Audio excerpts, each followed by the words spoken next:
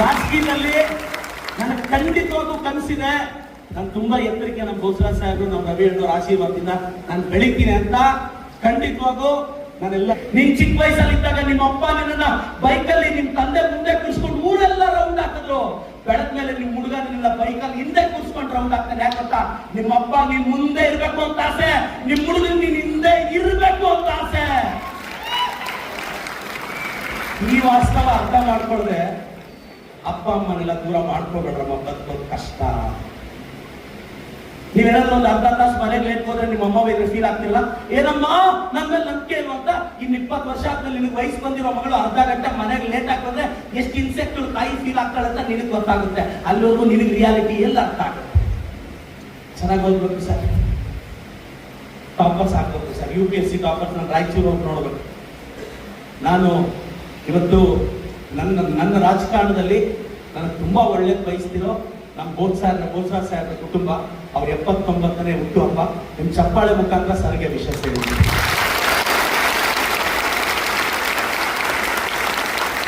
ಅವ್ರ ಮಗ ರವಿ ಅಣ್ಣವರು ಎಂಟೈರ್ ಇಂಡಿಯನ್ ಪಾಲಿಟಿಕ್ಸ್ ಅಲ್ಲಿ ತುಂಬಾ, ನಮ್ಮ ಸೌತ್ ಪಾಲಿಟಿಕ್ಸ್ ಅಲ್ಲಿ ಯಾರಾದ್ರೂ ಅಷ್ಟು ಪವರ್ಫುಲ್ ಇದ್ದಾರೆ ನಮ್ಮ ಪಕ್ಷದಲ್ಲಿ ಅಂದ್ರೆ ಅಂತ ಅಗ್ರಮಾನ್ಯರಲ್ಲಿ ನಮ್ಮ ಬೋಸರಾಜ್ ಸಾಹೇಬ್ರು ಬರ್ತಾರೆ.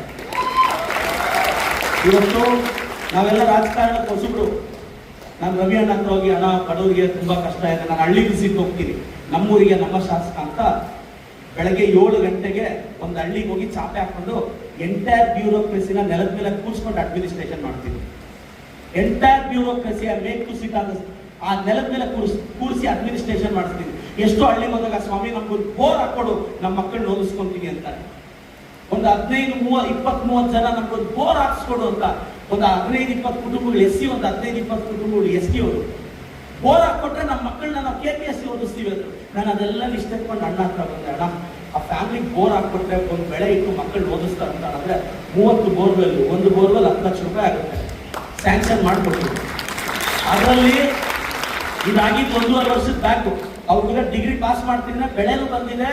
ಅವ್ರೀಗ KPSC ಟ್ರೈನಿಂಗ್ ನಾನು ಕಳಿಸ್ತೀನಿ ಸರ್, ನಮ್ಮ ಹುಡುಗನ ಓದ್ಕೊಂಡು ಬರ್ತಾನೆ ಅಂತ. ಒಂದು ಪೊಲಿಟಿಕಲ್ ಡಿಸಿಷನ್ ಎಲ್ಲಿ ಯಾರನ್ನ ಬರ ಚೇಂಜ್ ಮಾಡೋಕ್ಕೋ ಗೊತ್ತಿಲ್ಲ.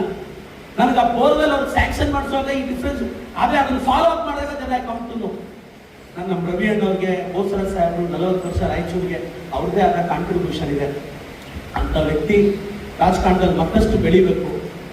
ಇವತ್ತು ನಮ್ಮ ಕರ್ನಾಟಕ, ತೆಲಂಗಾಣದಲ್ಲಿ ನಾವು ಅಧಿಕಾರದಲ್ಲಿ ಇದೀವಿ ಅಂದ್ರೆ ಅದಕ್ಕೆ ಬೋಸರಾಜ್ ಸಾಹೇಬರು ಅತಿ ದೊಡ್ಡ ಕಾರಣ ಅಂತ ಹೇಳಕ್ ಇಷ್ಟಪಡ್ತೀನಿ. ಸರ್, ನಾನು ನಿಮ್ಗೆ ಹೇಳಕ್ ಇಷ್ಟಪಡೋದಷ್ಟು not as an MLA. First ಏನಾದರೂ ಪ್ರಯತ್ನ ಪಟ್ಟರೆ ಇಳೀರಿ ಸರ್ ಆ ಕಾಟಕ್ಕೆ, ಪರವಾಗಿಲ್ಲ, ಏನಾದರೂ ಪರವಾಗಿಲ್ಲ. ನನ್ನ ಹತ್ರ ಹೀರೋ ಹೋಂಡಾ ಸ್ಪ್ಲೆಂಡರ್ ತಗೋಬೇಕು ಅಂದ್ರೆ ಡೌನ್ ಪೇಮೆಂಟ್ಗೆ 25,000 ರೂಪಾಯಿ ಕಾಸಿರ್ಲಿಲ್ಲ. ಇವತ್ತು 2 ಕೋಟಿ ರೂಪಾಯಿ BMW ತರ ಆಚೆ ನಿಲ್ಸಿದ್ದೀನಿ ಮಗ.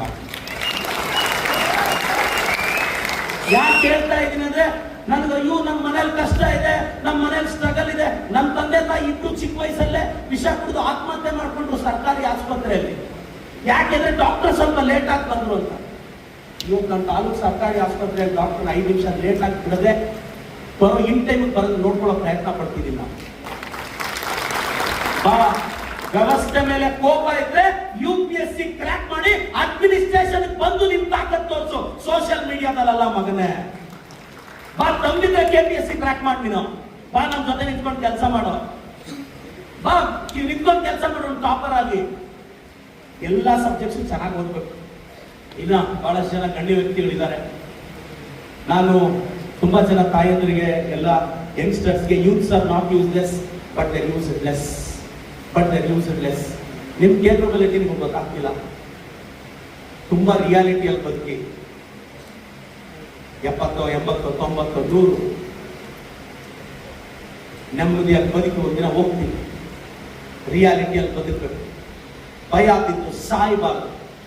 ದಿನಕ್ಕೆ 10 ಸಲ ಸಾಯಬಾರ್ದು ಮಗನೇ.